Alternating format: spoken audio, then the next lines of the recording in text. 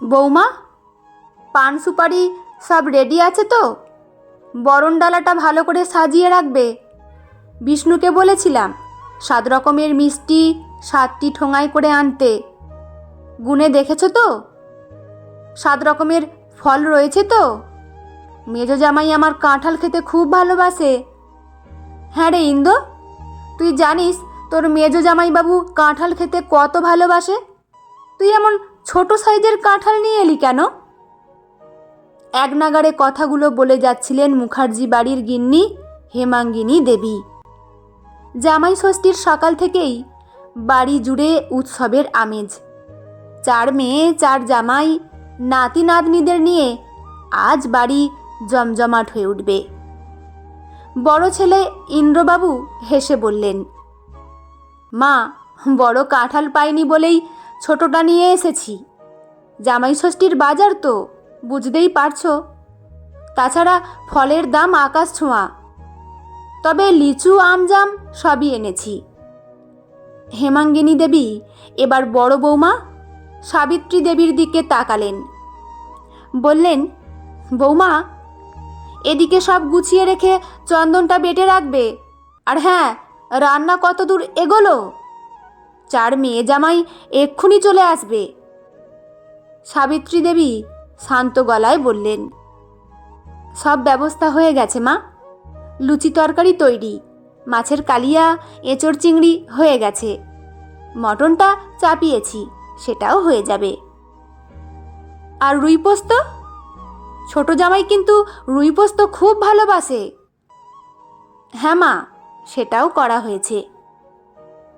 ঠিক তখনই ঘর থেকে চিৎকার করতে করতে বেরিয়ে এলো সাবিত্রী দেবীর একমাত্র মেয়ে কুহেলি। মা, তোমায় না বলেছিলাম রেডি হতে? তুমি আবার রান্না বান্না নিয়ে পড়ে আছো? হেমাঙ্গিনী দেবী অবাক হয়ে বললেন, মানে তোর মা আবার কোথায় যাবে আজ? বাড়িতে এত কাজ, তোর 4 জন পিসে মশাই পিসিমণি, তাদের ছেলে মেয়েরা আসবে। কুহেলি দৃঢ় গলায় বলল, মা আজ মামার বাড়ি যাবে, আর সঙ্গে বাবাও যাবে। ঠাকুমা, তুমি ভুলে যেও না, আমার বাবাও আমার মামা বাড়ির জামাই। আমার দিদিমাও প্রতি বছর অপেক্ষা করে থাকেন। মানুষটা প্রতি বছর এই দিনটাতে মন খারাপ করে থাকেন। সে একটু থেমে আবার বলল, তারও তো জামাই ষষ্ঠী পালন করতে ইচ্ছে করে। মেজো কাকিমা ছোট কাকিমারা প্রতি বছর বাপের বাড়ি যায়, তাহলে আমার মা কেন যাবে না? ঘরের পরিবেশ মুহূর্তের মধ্যে ভারী হয়ে উঠল। আসলে মুখার্জি বাড়ির বড় ছেলে ইন্দ্র নিজের পছন্দে বিয়ে করেছিলেন সাবিত্রীকে। সাবিত্রী গায়ের রঙে শ্যামলা, সাধারণ চেহারার মেয়ে, মুখশ্রী খুব ভালো নয়। সেই কারণে হেমাঙ্গিনী দেবী প্রথম থেকেই তাকে মন থেকে মেনে নিতে পারেননি। ইন্দ্র বিয়ের প্রতিশ্রুতি দিয়ে এসেছিলেন সাবিত্রীর বাবাকে, তাই মায়ের অমত থাকা সত্ত্বেও তিনি বিয়ে করেছিলেন। সেই থেকেই যেন সাবিত্রী দেবীর জন্য আলাদা নিয়ম তৈরি হয়েছিল। বিয়ের পর থেকেই সংসারের সমস্ত দায়িত্ব তার কাঁধে চাপিয়ে দেয়া হয়। তখন দেওররা পড়াশোনা করত, তাদের টিফিন, খাবার, বাড়ির কাজ, রান্নাবান্না সব কিছু একা হাতে সামলেছেন তিনি। শ্বশুর বাড়ির সুখ দুঃখে নিজেকে উজাড় করে দিয়েছেন। কিন্তু এত বছরের সংসারেও তিনি জামাই ষষ্ঠীর দিন নিজের বাপের বাড়ি যেতে পারেনি। অন্য বৌমারা প্রতি বছর নিজের বাবার বাড়ি গেলেও সাবিত্রীকে থাকতে হতো শ্বশুর বাড়ির আয়োজন সামলাতে। বাড়ির বাকি 2 ছেলে বৌমা নিজের ছেলে মেয়েদের নিয়ে জামাই ষষ্ঠীর দিন বাপের বাড়ি যায়। সাবিত্রী দেবীর 1 ছেলে ও 1 মেয়ে। ছেলে পড়াশোনার জন্য বাইরে থাকে, মেয়ে কুহেলি ছোটবেলা থেকেই দেখেছে জামাই ষষ্ঠীর দিন তার দিদিমা ফোনে মায়ের সঙ্গে কথা বলতে বলতে কেঁদে ফেলেন। আজ বড় হয়ে কুহেলি বুঝেছে তার মায়ের সঙ্গে অন্যায় হয়েছে। সে ঠাম্মার সামনে দাঁড়িয়ে বলল, গতকালই মাকে বলেছিলাম আজ যেন রান্নাঘরে না ঢোকে, সকাল সকাল রেডি হয়ে থাকবে। আমি, বাবা আর মা তিনজন মামার বাড়ি যাব। মামাকে বলে রেখেছি, দিদিমাও সব আয়োজন করে রেখেছেন। তারপর মায়ের দিকে তাকিয়ে বলল, মা এখনো রেডি হওনি? তাড়াতাড়ি তৈরি হও, মামা ফোন করেছিল, কখন বেরোবো জিজ্ঞেস করছিল। আমি বলেছি আর একটু পরেই বেরোবো। বাবার দিকে তাকিয়ে বলল, বাবা তুমি স্নান সেরে পাঞ্জাবিটা পরে নাও। গম্ভীর গলায় হেমাঙ্গিনী দেবী বললেন, বড় বৌমা এত কিছু ভেবে রেখেছ, আমাকে একবারও জানানো প্রয়োজন মনে করনি? সাবিত্রী দেবী মাথা নিচু করে দাঁড়িয়ে রইলেন। উত্তর দিল কুহেলি, এখন তো জেনে গেছো ঠাকুমা, আর মা অনেকটাই রান্না এগিয়ে রেখেছে, সঙ্গে মিনতি দি তো রয়েছে। পাশেই দাঁড়িয়ে থাকা মিনতি বলল, হ্যাঁ বৌমণি আমি আছি, তুমি নিশ্চিন্তে ঘুরে এসো। কথা শেষ হতে না হতেই হেমাঙ্গিনী দেবী কড়া গলায় বললেন, তুই চুপ কর, যত বড় মুখ নয় তত বড় কথা, কাজের লোক কাজের লোকের মতোই থাকবি। মুহূর্তেই কুহেলির মুখ শক্ত হয়ে গেল। ঠাকুমা তোমার তো দেখছি বয়সের সঙ্গে সঙ্গে বুদ্ধিটাও লোপ পেয়েছে। মিনতিদি আমাদের বাড়ির একজন মানুষ, শুধু কাজের লোক নয়। কথাটা শুনে সবাই চুপ করে গেল। এমন সময় বড় মেয়ে শান্তি দেবী ও তার স্বামী এসে পৌঁছালেন। কি গো মা, সকাল সকাল এত আলোচনা কিসের? হেসে জিজ্ঞেস করলেন শান্তি দেবী।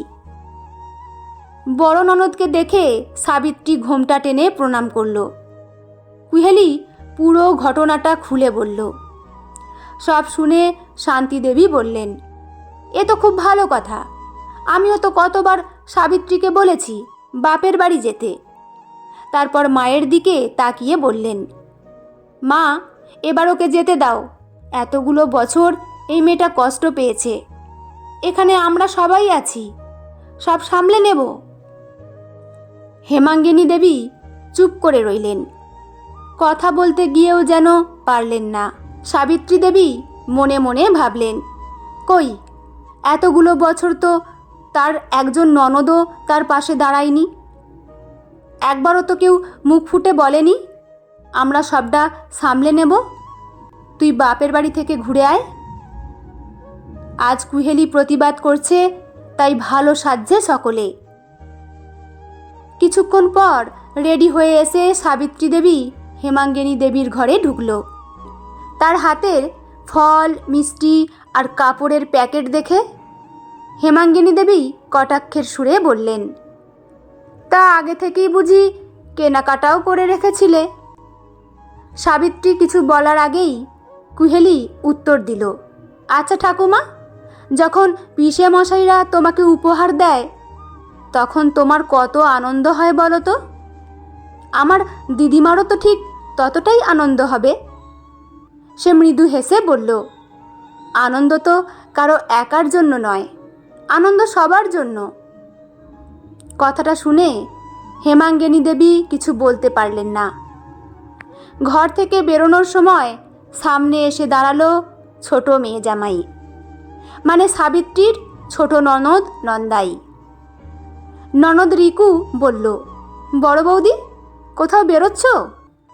কুহেলি বলল, মা আমি বাবা তিনজনে মামা বাড়ি যাচ্ছি। রিকু বলে উঠল, এর মানে কি বৌদি? আমাদেরকে নিমন্ত্রণ করেছো অথচ তুমি বাড়িতে থাকছো না? মায়ের বয়স হয়েছে, সে কি পারবে সব কিছু সামলাতে? কুহেলি বলল, কেন পিসি, তোমরা তো কেউ অসুস্থ না, সবাই সুস্থ মানুষ, তোমরা ঠাকুমার হাতে হাতে সবটা করে দেবে। এতগুলো বছর মা তো সবটা সামলালো, এবার না হয় তোমরা সামলে নাও। নিচে ট্যাক্সি হর্ন দিচ্ছে। ইন্দ্রবাবু এসে বললেন, জিনিসপত্রগুলো আমার হাতে দাও, তাড়াতাড়ি এসো, ট্যাক্সি দাঁড়িয়ে আছে। কুহেলি বলল, এখানে দাঁড়িয়ে থেকো না, মিনতি দিয়ে আছে, তোমাদের জল মিষ্টি দিয়ে আপ্যায়ন করবে, আসছি। গাড়িতে বসে সাবিত্রী দেবী জানালার বাইরে তাকিয়ে রইলেন। রাস্তার দুপাশের দৃশ্য ঝাপসা হয়ে যাচ্ছিল। কখন যে চোখের কোণে জল এসে গেছে তিনি নিজেও বুঝতে পারেননি। কুহেলি মায়ের হাত ধরে বলল, আজ আর কাঁদবে না মা, আজ তোমার দিন। ট্যাক্সি তখন শহরের রাস্তা ছেড়ে এগিয়ে চলেছে সেই বাড়ির দিকে, যেখানে একজন বৃদ্ধা মা বহু বছর ধরে অপেক্ষা করে আছেন নিজের মেয়ে আর জামাইকে নিয়ে জামাই ষষ্ঠী পালন করার জন্য। সাবিত্রী দেবী বাপের বাড়িতে পা রাখতেই দরজার সামনে বরণডালা হাতে দাঁড়িয়ে থাকা রীতা দেবীর চোখ ভিজে উঠল। কত বছর পর এই বিশেষ দিনে মেয়ে আর জামাইকে একসঙ্গে নিজের বাড়িতে দেখতে পাচ্ছেন তিনি। কাঁপা হাতে তিনি জামাই ইন্দ্রবাবুকে বরণ করে ঘরে তুললেন। তারপর মেয়ের মুখের দিকে তাকিয়ে শুধু বললেন, আজ আমার মনটা ভরে গেল রে মা। রীতা দেবীর গলায় কান্না মিশেছিল। পাশে দাঁড়িয়ে থাকা কুহেলি হেসে বলল, দিদিমা, তোমার মেয়েকে এখানে নিয়ে আসার জন্য কিন্তু অনেক লড়াই করতে হয়েছে। তারপর বাবার দিকে তাকিয়ে বলল, আমাকেও আশীর্বাদ করো যেন সারা জীবন মা বাবার পাশে এভাবেই থাকতে পারি। সকলেই হেসে উঠল। বহুদিন পর সাবিত্রী দেবীর মুখেও এক শান্তির হাসি ফুটে উঠল। অন্যদিকে মুখার্জি বাড়িতে হেমাঙ্গিনী দেবী নিজের ঘরে চুপচাপ বসেছিলেন। ঠিক তখনই ছোট মেয়ে রিকু ঘরে ঢুকে বলল, মা, তুমি কি করে বড় বৌদিকে বাপের বাড়ি যেতে দিলে? আমরা আসবো জেনেও এমন করলে? হেমাঙ্গিনী দেবী ধীরে ধীরে বললেন, পারমিশন আমি দিইনি রে, কুহেলি একরকম জোর করে নিয়ে গেছে। এমন সময় মিনতি ট্রেতে করে জল আর মিষ্টি নিয়ে ঘরে ঢুকল। ছোট জামাইকে মিষ্টি দিয়ে সে বলল, বৌমণি তো কোনো বছরই যায় না ছোটদি, আর আমি তো আছি, সব কাজে সাহায্য করে দেব। রিকু সঙ্গে সঙ্গে বলে উঠল, তুই চুপ কর মিনতি। মিনতি মাথা নিচু করে দাঁড়িয়ে রইল। ঠিক তখনই বড় মেয়ে শান্তি দেবী এসে বললেন, ওকে বকছিস কেন? ও তো ভুল কিছু বলেনি। তারপর বোনের দিকে তাকিয়ে বললেন, চল, মেজদি আর জামাইবাবুরা এসে গেছে, আর এসব নিয়ে এত কথা বাড়ানোর কি আছে? সাবিত্রী তো সব গুছিয়ে রেখে গেছে, রান্না বান্নাও করে গেছে। একটু থেমে তিনি আবার বললেন, প্রতি বছর তো আমরা 3 বোন বসে বসেই খাই, না হয় এবছর একটু নিজের হাতে কাজ করব। আর সত্যি বলতে কি, সাবিত্রীও তো কারোর বাড়ির মেয়ে। এতদিন আমরা নিজেরাই সেই কথাটা ভুলে গিয়েছিলাম। মেজো মেয়ে শেফালিও দিদির কথায় সায় দিল, ঠিকই বলেছিস দিদি, এটা আসলে আমাদেরই আগে ভাবা উচিত ছিল। কুহেলি কাজটা করে দেখিয়ে দিল। তারপর মায়ের দিকে তাকিয়ে বলল, মা, এটা নিয়ে তুমি আবার অভিমান করে বসে থেকো না। এতদিন ধরে সংসারের সব দায়িত্ব বড় বউয়ের ঘাড়ে চাপিয়ে দিয়ে তুমি বিশ্রাম নিয়েছো। ঘরের পুজো, অনুষ্ঠান, অতিথি আপ্যায়ন সব কিছুই তো ও একা হাতে সামলেছে। শেফালি আরও বলল, আর বাড়িতে আরও 2টো বউ আছে, তারা তো অফিসে যায় বলে সংসারের কাজের ধারে কাছেও আসতে পারে না। হেমাঙ্গিনী দেবী কোনো উত্তর দিলেন না। তার মনে হচ্ছিল এতদিন পর সবাই যেন তাকে তার নিজের ভুলের মুখোমুখি দাঁড় করিয়ে দিয়েছে। সেদিন যথারীতি জামাই ষষ্ঠীর অনুষ্ঠান হলো। হেমাঙ্গিনী দেবী সব জামাইকে বরণ করলেন। ফোঁটা পর্ব শেষ হলো। সকলে মিলে আনন্দ করে খাওয়া দাওয়া করলো। কিন্তু আনন্দের মধ্যেও বারবার তার মনে পড়ছিল সাবিত্রীর কথা। দুপুরে ওষুধ খাওয়ার সময় শান্তি দেবী মায়ের ঘরে গেলেন। সাবিত্রী যাওয়ার আগে সমস্ত ওষুধ আলাদা করে সাজিয়ে রেখে বুঝিয়ে গিয়েছিল। ওষুধ হাতে নিয়ে হেমাঙ্গিনী দেবী হঠাৎ বললেন, জানিস শান্তি, মেয়েটার প্রতি আমি অনেক অবিচার করেছি। শান্তি চুপ করে রইল। হেমাঙ্গিনী দেবী দীর্ঘশ্বাস ফেলে বললেন, আর নয়, এবার আমাকে নিজের ভুল শুধরে নিতে হবে। এত কিছু আমার অনেক আগেই ভাবা উচিত ছিল। তার চোখ ভিজে উঠল। ইন্দ্র কোনোদিন কিছু বলেনি, কারণ বিয়ের পর আমি ওকে মাথার দিব্যি দিয়েছিলাম আমার কথার বিরুদ্ধে যেন কখনো না যায়। সেই সুযোগটাই আমি নিয়েছি। শান্তি মায়ের হাতটা ধরে রইল। প্রথমবারের মতো সে বুঝতে পারল তার মা সত্যিই অনুতপ্ত। এদিকে সন্ধ্যার আগেই মেজ বউ সুধা ও ছোট বউ মিলি নিজেদের বাপের বাড়ি থেকে ফিরে এলো। পরদিন অফিস থাকায় তাদের তাড়াতাড়ি আসতে হয়েছিল। হেমাঙ্গিনী দেবী দুজনকে নিজের ঘরে ডাকলেন। দুজন আসতেই তিনি বললেন, তোমাদের বড় যা কয়েকদিন বাপের বাড়িতে থাকবে। সব অনুষ্ঠান শেষ হয়ে গেছে। বড় বউ সব গুছিয়ে রেখে গেছে। মিনতি আছে, রাতের রান্নাটা তোমরা দুজন মিলে করে নেবে। কথা শেষ হতেই সুধা মুখ কুঁচকে বলল, এই গরমে রান্নাঘরে যাওয়া আমার পক্ষে সম্ভব নয়। মিলিও অবাক হয়ে বলল, মা, আপনার মাথা ঠিক আছে তো? হেমাঙ্গিনী দেবী এবার কড়া গলায় বললেন, মাথা ঠিকই আছে। এতদিন বড় বউ সব সামলেছে বলে তোমাদের কোনো সমস্যা হয়নি। এখন থেকে রাতের রান্নাটা তোমরা দুজনে মিলে করবে। সংসার শুধু একজনের নয়। বড় বউ একা বাড়ির বউ নয়, তোমরাও এই বাড়ির বউ, তাই কাজও সবাইকে ভাগ করে করতে হবে। দুই বউ আর কোনো কথা না বলে ঘর থেকে বেরিয়ে গেল। তাদের চলে যাওয়ার পর হেমাঙ্গিনী দেবী চশমাটা খুলে টেবিলে রাখলেন। তারপর বালিশে হেলান দিয়ে চোখ বন্ধ করতেই অশ্রু গড়িয়ে পড়ল। এত বছর ধরে একটি মেয়েকে তিনি কত কষ্ট দিয়েছেন।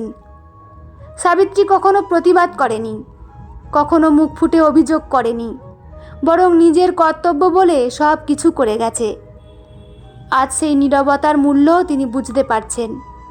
মনে মনে তিনি শুধু একটাই কথা ভাবলেন, না, এবার ফিরে এলে আমি ওর কাছে ক্ষমা চাইব। ভাবতে ভাবতেই কখন সন্ধ্যা নেমে এসেছে তিনি টের পাননি। বড় মেয়ে শান্তি এসে ডাকল, মা, ও মা। হেমাঙ্গিনী দেবী তাড়াতাড়ি চোখের জল মুছে বসলেন। শান্তি সবই বুঝতে পারল। এত বছরে সে খুব কমবারই মায়ের চোখে জল দেখেছে, কিন্তু আজকের জল ছিল অনুতাপের। হঠাৎ তার নিজেরও খারাপ লাগতে শুরু করলো। সে নিজেও তো একজন মেয়ে, তবু কোনোদিন সাবিত্রীর হয়ে দাঁড়ায়নি। সত্যি বলতে কি, অন্যায়টা সে দেখেছিল, কিন্তু প্রতিবাদ করেনি। সেদিন থেকে মুখার্জি বাড়ির পরিবেশ ধীরে ধীরে বদলাতে শুরু করলো। 5-6 দিন পরে সাবিত্রী দেবী বাড়ি ফিরলেন। ফেরার কিছুক্ষণ পরেই হেমাঙ্গিনী দেবী তাকে নিজের ঘরে ডাকলেন। সাবিত্রী ঘরে ঢুকতেই তিনি উঠে বসে বললেন, বড় বউ, আমার পাশে একটু বসো। সাবিত্রী অবাক হয়ে বসল। কিছুক্ষণ নীরব থাকার পর হেমাঙ্গিনী দেবী বললেন, আমাকে ক্ষমা করে দিস মা। এত বছর তোর সঙ্গে অন্যায় করেছি, তোর কষ্ট আমি বুঝিনি। সাবিত্রী হতভম্ব হয়ে গেলেন। তিনি কখনো ভাবেননি শাশুড়ি এভাবে ক্ষমা চাইবেন। হেমাঙ্গিনী দেবীর গলায় কান্না জমে উঠেছিল। তুমি সংসারের জন্য কত কিছু করেছো, অথচ আমি কখনো তোমার প্রাপ্য সম্মান দিইনি। সাবিত্রী ধীরে ধীরে শাশুড়ির হাত দুটো নিজের হাতে তুলে নিলেন। তারপর মৃদু হেসে বললেন, মায়ের উপর কি কখনো মেয়ে রাগ করে থাকতে পারে? এই একটি বাক্যেই যেন বহু বছরের দূরত্ব মুছে গেল। হেমাঙ্গিনী দেবীর চোখ আবার ভিজে উঠল। তিনি সাবিত্রীকে বুকের কাছে টেনে নিলেন। ঘরের বাইরে দাঁড়িয়ে থাকা কুহেলি সেই দৃশ্য দেখে হাসল, কারণ সে জানত কখনো কখনো একটি ছোট প্রতিবাদ শুধু একজন মানুষের অধিকারই ফিরিয়ে দেয় না, একটি ভাঙা সম্পর্ককেও নতুন করে গড়ে তোলে। সেদিনের পর থেকে মুখার্জি বাড়িতে আর কোনো বউ একা সমস্ত দায়িত্ব বহন করেনি। আর হেমাঙ্গিনী দেবীও শিখেছিলেন একজন বৌমার পরিচয় শুধু সংসারের কর্মী নয়, সেও কারো আদরের মেয়ে। বন্ধুরা, গল্পটি এখানেই সমাপ্ত। আপনাদের কেমন লাগলো অবশ্যই কিন্তু কমেন্ট করে জানাবেন। আর হ্যাঁ, গল্প অনেকেই শুনছেন কিন্তু সাবস্ক্রাইব করছেন না, আমি বুঝতে পারছি। প্লিজ চ্যানেলটি সাবস্ক্রাইব করে নেবেন, এতে আরও নতুন নতুন গল্প পাঠ করার জন্য আমরা উৎসাহিত পাই। লেখা বর্ষা ঘোষ, পাঠে আমি রিমি। দেখা হচ্ছে পরের কোনো গল্প নিয়ে। ভালো থাকবেন সবাই, ধন্যবাদ।